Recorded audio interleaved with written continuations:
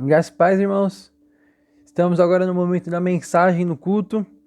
Hoje a mensagem que eu preparei podia muito bem ser feita num culto de Natal, num domingo de Natal. E geralmente a gente acaba preparando uma mensagem sobre o nascimento de Jesus em dezembro, na época de Natal. Muito difícil, é bem raro a gente ver uma mensagem sobre o nascimento de Jesus fora do Natal, fora da época do Natal. Mas foi o que o Espírito Santo colocou no meu coração hoje.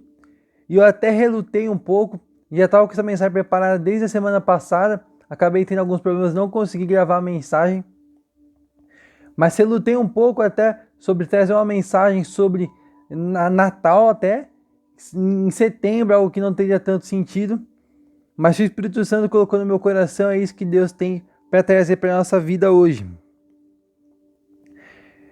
Vou fazer a leitura bíblica em Lucas 2, do 1 até o 7. Se você quiser acompanhar a leitura, Lucas 2, do versículo 1 até o 7.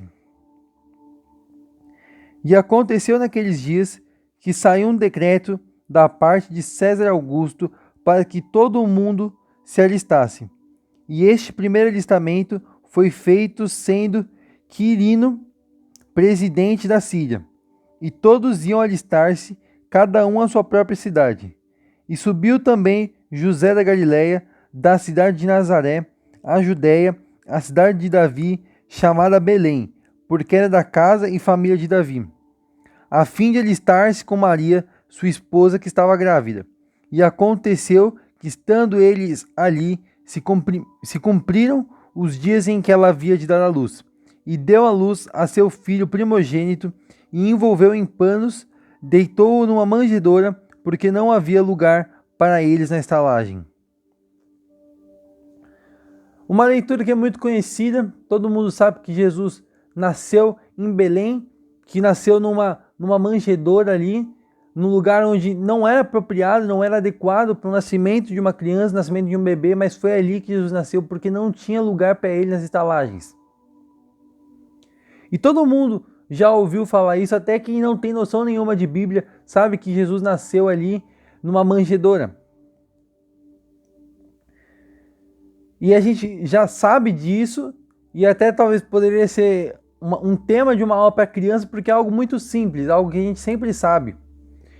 E é até um pouco difícil de você falar algo sobre isso em setembro e para uma igreja onde a grande maioria já está na igreja há 30 anos, por bastante tempo na igreja. E uma mensagem que seria muito simples acaba sendo mais difícil de trazer. Mas a simplicidade tem uma grande importância, não é porque é simples, não é porque é óbvio, que não é que Deus não quer falar com você através das pequenas coisas. E Deus se manifesta através das pequenas coisas, através do óbvio. O óbvio precisa ser dito. Não é porque você já ouviu algo muitas vezes na igreja que Deus não consegue se revelar através disso que você já ouviu diversas vezes. E o primeiro tema da mensagem de hoje, que apesar de muito óbvio, apesar de você já saber disso, é que quando Jesus foi nascer, não havia lugar para ele.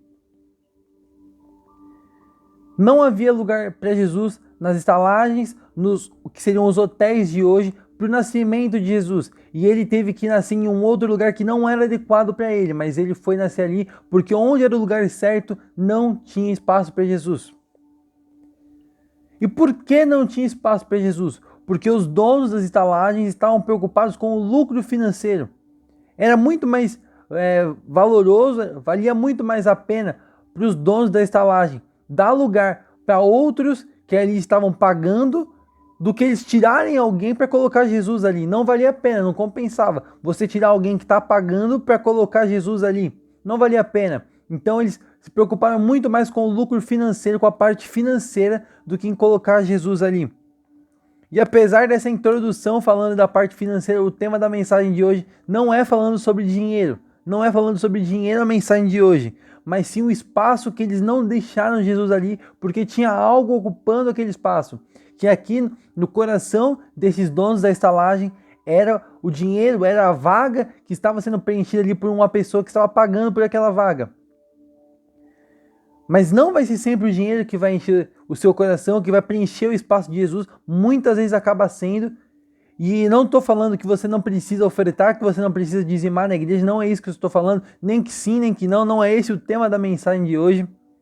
Apesar de nós sabermos que temos que ofertar na igreja, não é esse o tema da mensagem de hoje, mas sim que o espaço que era ali o adequado para Jesus nascer estava ocupado com uma outra coisa, uma coisa que era menos importante do que Jesus, muito menos importante do que o nascimento do Salvador. Aquele dono da estalagem, se ele reconheceu Jesus como Salvador, ele hoje está no céu, hoje ele está salvo, porque aquele menininho que nasceu ali há 2021 anos atrás salvou a vida dele. Então, muito mais importante do que qualquer lucro financeiro, do que qualquer vaga, do que qualquer pessoa que podia ocupar aquele espaço, mas aquele menininho que nasceu ali de Maria, hoje é o Salvador do mundo, então muito mais importante do que qualquer coisa. Mas a vaga que era para Jesus, o espaço que era para Jesus, estava ocupado por uma outra pessoa, estava ocupado por algo muito inferior a ele. E talvez nossa fraqueza não seja o dinheiro, não seja o dinheiro que ocupa o espaço de Jesus na nossa vida. Mas principalmente, irmãos, quando você está tanto tempo na igreja e você viu uma rotina de estar ali todo domingo e fazendo as mesmas coisas na igreja há tantos anos, você nem percebe muitas vezes que você pode estar colocando alguém no lugar de Jesus, algo no lugar de Jesus, até mesmo dentro da igreja.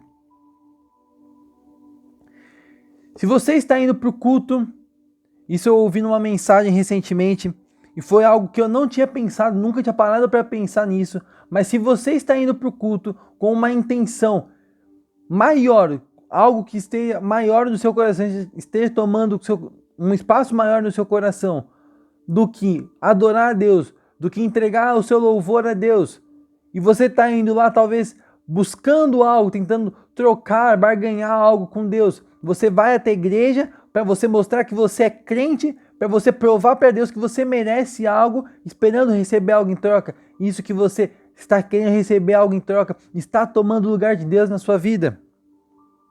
E às vezes mesmo dentro da igreja, você estando ali no momento de culto, você está deixando algo tomar o lugar de Deus. Às vezes, numa mensagem que você está ouvindo, você não está nem acompanhando, mas você está pensando em outra coisa, você está sentado dentro da igreja, você está, ou no caso aqui hoje, assistindo um vídeo de uma mensagem, mas você só está assistindo ali num controle automático, vamos dizer assim, e você nem está prestando atenção, você nem sabe o que eu estou falando. Isso pode acontecer e a gente nem percebe. Mas é muito mais fácil do que a gente pensa colocar algo no lugar de Jesus. Às vezes a gente acha que se a gente vai colocar algo no lugar de Jesus, se for algo que a gente está pensando, que é algo planejado, que a gente vai ter a plena consciência, estou colocando algo no lugar de Jesus. Mas essas coisas acontecem sem a gente perceber, sem a gente nem tomar conhecimento. E quando a gente vai ver, nós já estamos infiltrados naquilo, nós já estamos mergulhados naquilo que está tomando o lugar de Jesus na sua vida. E os irmãos sabem quem é da Batista da Água Viva. Tem outras pessoas, acredito, talvez assistindo pelo YouTube.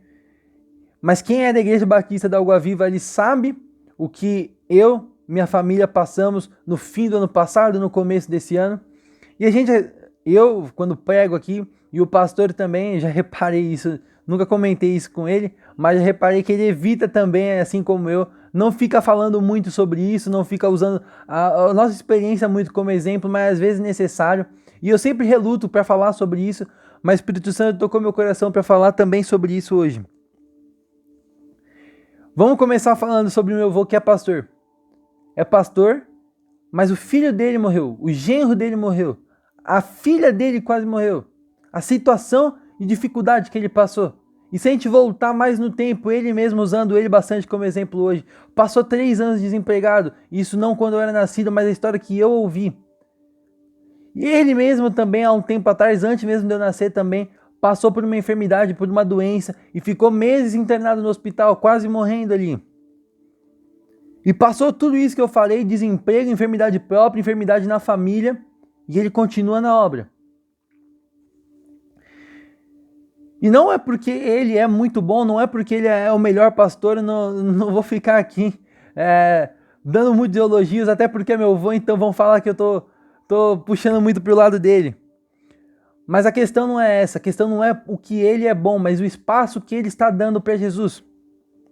E aqui eu vou me colocar também nesse lugar, e não porque eu sou muito bom, não porque eu sou um jovem que é muito bom, não é isso. Mas estar pregando aqui, irmãos, toda semana é algo que é difícil, é algo que tem dificuldades, que traz dificuldade, você está se reinventando, você está buscando uma palavra, você está deixando seu coração sensível porque o Espírito Santo está falando para você repassar para a igreja, é algo que é difícil. E depois que você passa num choque, que eu com 18 anos, meu pai morreu, meu tio morreu, minha mãe quase morreu, e eu quase com 18 anos fiquei ali sem pai, sem mãe, e com a família toda bagunçada, toda desestruturada, e depois você tem que continuar pregando, você tem que continuar ali mantendo a mesma frequência e manter a sua vida espiritual no mesmo patamar, é difícil. Mas estou aqui pregando. À noite, o meu avô, o pastor, vai estar pregando também.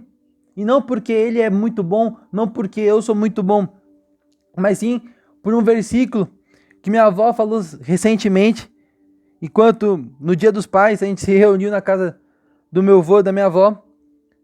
E minha avó falou um versículo que está em 1 Coríntios 15:19. Se esperarmos em Cristo só nessa vida, somos os mais miseráveis de todos os homens. E é um versículo que é pesado, é um versículo que às vezes até pode doer ao ouvido. Você ser o mais miserável de todos os homens. E sim, Deus tem grandes coisas preparadas para você aqui nessa vida. Deus é pai, e o pai não vai deixar o seu filho passando sempre por dificuldades e não tá nem aí para ele. Então Deus está sempre ao seu lado, Jesus está sempre ao seu lado. E aqui na terra, sim, ele tem grandes bênçãos para a sua vida, ele tem grandes sonhos, ele tem grandes projetos para a sua vida, para se cumprir, para se realizar. Mas isso aqui não é o principal. Isso aqui é uma ponta de um iceberg. É a pontinha só. Mas tudo que nós temos para viver de verdade, isso aqui é um prelúdio para a nossa verdadeira vida, que é na eternidade, que é ou ao céu ou ao inferno, não tem um meio termo. E se você está vivendo aqui buscando somente o reino aqui na terra, mas não pensando numa perspectiva eterna, buscando o verdadeiro sentido da vida, você está colocando algo no lugar de Jesus. Mesmo indo para a igreja, mesmo sendo crente há tantos anos, você está colocando algo no lugar de Jesus. Se eu colocasse o meu pai no lugar de Jesus, hoje eu não estava aqui pregando. Se o meu avô colocasse o filho dele no lugar de Jesus, ele não estava pregando na igreja. E não é porque nós somos bons, mas sim porque Deus está ali agindo. Não é pela nossa própria força, não é pelo que nós fazemos, não é nem pelo tanto que nós buscamos a Deus, mas pela manifestação dele na nossa vida. Acho que eu nunca falei isso também, mas sei que há 4, 5 anos atrás tivemos outras perdas na igreja. A irmã Isabel, a irmã Shirley, e a família ficou também com dificuldade, irmão Eliezer, e ficaram ali, mas estão firmes na igreja. Por quê? Porque eles são muito bons? Não é por isso, mas é pela manifestação de Deus. E quando você começa a ter esse entendimento, que você começa a buscar a Deus, não pelo que acontece aqui, não pelo que os seus olhos enxergam, mas sim porque você tem uma visão de que Deus está no controle e que Ele tem que ser o centro e não as coisas que acontecem, não se a sua vontade está sendo feita ou não, não se aquilo que você pediu se concretizou ou não, mas sim Ele ser o centro, não pelo que está acontecendo, não pelo que Ele fez, não pelo que Ele faz, não pelo que Ele vai fazer, mas sim pelo que Ele é, você se mantém firme. Porque você tem um entendimento de que Deus está no controle e Ele é o centro e não o que está acontecendo. E ainda em cima dessa ideia de colocar algo no lugar de Deus, pode ser um pai, como foi o meu caso, pode ser um filho, como eu falei do caso do pastor, pode ser um emprego, como eu falei ali nos casos dos donos da estalagem, na parte financeira, pode ser um relacionamento, pode ser qualquer coisa, e essas principais ideias vêm sobre a nossa mente, mas também você mesmo pode ser que esteja tomando o lugar de Jesus na sua vida. 2 Coríntios 4:5 diz: porque não nos pregamos a nós mesmos, mas a Cristo Jesus, o Senhor, e nós mesmos somos vossos servos por amor de Jesus. Eu tô com um propósito na minha vida e eu tô entendendo que o meu chamado é cada vez mais evangelístico. Eu não entendo o meu chamado sendo um chamado pastoral, um ministério pastoral ou um ministério. A Bíblia é dividida em 5 ministérios, 5 grandes ministérios, e cada vez mais eu entendo o meu chamado sendo um ministério evangelístico. E é um propósito que eu tô tendo de cada pessoa que eu encontrar, eu conseguir achar de alguma forma eu pegar o evangelho para essa pessoa. E nem que seja uma forma simples, mas só dizer que seja que Jesus ama essa pessoa, mas nem que seja uma forma simples, mas eu conseguir apresentar Jesus para essa pessoa. E uma dificuldade que todo mundo tem, quando você não tem um assunto, mas você precisa falar de Jesus para essa pessoa. E um entendimento que eu vim tendo sobre a necessidade de pregar o evangelho, de pregar o nome de Jesus, e a dificuldade de como você consegue fazer isso. E talvez eu enxergando, olhando para mim mesmo, eu não me vejo capaz, eu não me acho qualificado talvez para fazer isso. Como que eu vou chegar numa pessoa que eu não conheço, numa pessoa que eu não tenho intimidade, e vou começar a trazer o evangelho, plano de salvação para essa pessoa e dizer que Jesus ama essa pessoa? Mas se for parar para pensar, mesmo lado que eu enxergo, é difícil, que eu vou ter uma dificuldade quanto a isso, que eu já venho tendo uma dificuldade quanto a isso. Se eu parar para pensar, todo mundo que me conhece sabe que eu sou corintiano, todo mundo que me conhece sabe que eu amo futebol, que eu jogo futebol desde que eu tenho 2 anos de idade, que eu já joguei em alguns clubes de futebol. Porque eu saio falando isso, porque eu tenho orgulho disso. Eu tenho orgulho de ser corintiano, apesar de não ser o melhor time, eu tenho orgulho de ser corintiano, eu tenho orgulho de ter jogado no Santos, no Santo André, porque foi uma grande conquista que eu tive. Então, em alguma conversa ali, pode ser uma pessoa que eu acabei de conhecer, eu sempre dou um jeito de falar. E não é uma exclusividade minha, isso talvez eu venha falando porque foi uma das maiores conquistas que eu tive, de ter jogado futebol em alguns clubes ali, que eu admiro, que eu sonhei e eu conquistei. Hoje já não estou mais vivendo isso, mas foi um período muito bom na minha vida que eu sou muito grato a Deus por ter vivido. E quando eu tenho uma grande conquista, quando nós temos uma grande conquista, nós temos vontade de falar isso para outras pessoas. Então todo mundo que eu conheço, todo mundo que me conhece sabe que eu amo futebol, que eu joguei em alguns clubes, porque eu saio falando isso para as pessoas. E não sou só eu, mas quando você imagina que você conquista um emprego, uma vaga de emprego que você sonhou, uma promoção, você sai contando para as pessoas. E você dá um jeito de falar, ninguém nem perguntou como está seu emprego, mas você dá um jeito de falar que você conseguiu uma promoção. Ninguém nem perguntou como estão seus estudos, mas você dá um jeito de falar que você se formou, que você tirou um 10 numa prova, porque você quer falar isso, você dá um jeito de falar isso. Então, quando nós temos vontade de falar alguma coisa, quando nós temos orgulho disso, nós damos um jeito de falar. Não importa se você conhece a pessoa há 10 anos, se você conhece a pessoa há 10 minutos, nós damos um jeito de falar. E com o evangelho tem que ser a mesma coisa. Não importa se você conhece a pessoa há muito tempo ou não, você tem que dar um jeito de falar. E se reinventa, e busca auxílio no Espírito Santo, e busca ajuda em Jesus, não em você mesmo, não nas suas próprias estratégias, mas busca que Ele está ali, Ele está disponível. Bata a porta e ela se abrirá. Peçam e receberão, e Ele responderá com o Espírito Santo. E o Espírito Santo vai te trazer alternativas, vai te trazer formas e estratégias para pregar o nome de Jesus. Então, se você anda falando sempre sobre a sua vida, sobre a vida da sua família, sobre acontecimentos que acontecem com você mesmo, com as pessoas que estão ao seu redor, mas você não fala de Jesus. Essa semana, com quantas pessoas você conversou? E sobre quantas coisas da sua própria vida você falou para as outras pessoas? E quanto de Jesus você falou para as outras pessoas? Às vezes até a nossa própria vida nós estamos deixando tomar o lugar de Jesus. E para concluir a mensagem, quero lembrar também de Gease, que era ali servo de Eliseu. E não vou me estender, não vou me aprofundar muito nisso, até porque a mensagem já está um pouco mais longa. Não vou me aprofundar nisso. Mas Deus operou um milagre através de Gease e de Eliseu. E Eliseu não quis receber um valor financeiro, uma recompensa pelo milagre que ali foi operado. Porque não foi ele, mas sim Deus. Ele não quis receber uma recompensa por causa disso. Mas Gease depois foi atrás e quis receber o ouro, quis receber o tesouro ali. Porque ele enxergou o tesouro físico, o ouro, sendo maior do que o verdadeiro ouro, que é mais precioso, que é Jesus. Que é o plano espiritual, que é o plano eterno. E ele ficou preso ali na coisa que era terrena. E não enxergou com a perspectiva de Deus. E a perspectiva de Deus falou para ele não ir buscar o tesouro, não ir buscar uma recompensa pelo milagre que Deus operou, mas ele se manteve olhando pelos próprios olhos, não enxergando com a perspectiva de Deus, e foi buscar o ouro.